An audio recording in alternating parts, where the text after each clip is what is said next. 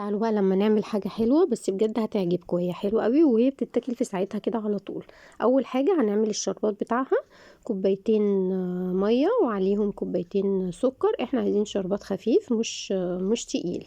وعليهم نص ليمونة. بعد ما ياخدوا غلوتين كده نحط نص ليمونة بتاعتنا، وهياخدوا كام غلوة كده وهنطفي عليه. احنا مش عايزين زي ما قلت لكم الشربات تقيل، احنا عايزينه خفيف. لو في اي ريم بسيط كده هنشيله. وانا حطيت كمان سنة فانيليا وبس كده وخلاص هطفي عليه. نيجي بقى للمكونات بتاعتنا. عندنا آه، كوبايتين دقيق سميد اللي هو دقيق البسبوسة، كيس خميرة فورية. واقول لكم بقى احنا بنعمل ايه صحيح. احنا دلوقتي هنعمل المشبك السوري. المشبك بتاعنا احنا بنعمله بالدقيق العادي. المشبك السوري احنا بيتعمل بدقيق السميد. زي ما انتم شايفين كده انا حطيت كمان معلقة بيكنج باودر. وهنحط بقى كوباية مية. كوباية مية عادية جدا من الحنفية.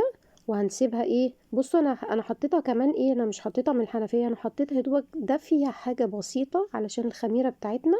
وكمان علشان احنا في الشتاء فالحاجة مش الخميرة مش بتشتغل بسرعة يعني. فانا ايه حطيتها ايه دوبك دافية حاجة بسيطة. وحطيت معلقتين سكر كمان. هنسيبهم بقى نص ساعة لما نحس ان هي بصوا هي خمرت كده شويه. انا حطيت كمان بقى ايه ربع كوبايه ميه.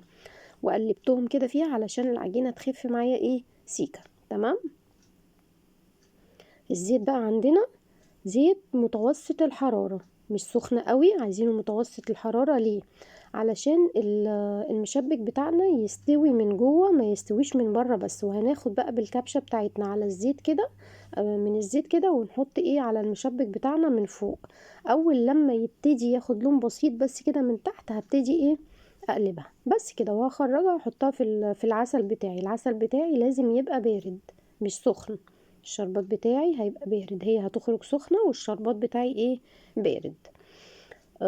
بصوا زي ما انتوا شايفين كده انا بفضل اقلب فيها على الوشين، وكل وش بقلب وبحط عليه برضو من الزيت بتاعي. ودرجة الحرارة بتبقى متوسطة خالص، معليش خالص، علشان الايه المشبك بتاعي زي ما قلنا يستوي من بره ويستوي من جوه، ما يتحمرش من بره بس ويبقى من جوه ايه عجين.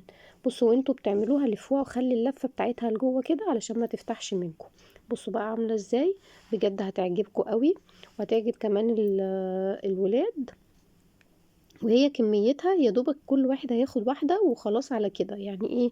مش هيتبقى منها. انا عاملة كمية صغيرة لان هي بتحب ايه تتاكل على طول، ما تقعديهاش يعني، بتتاكل في ساعتها كده بصراحة.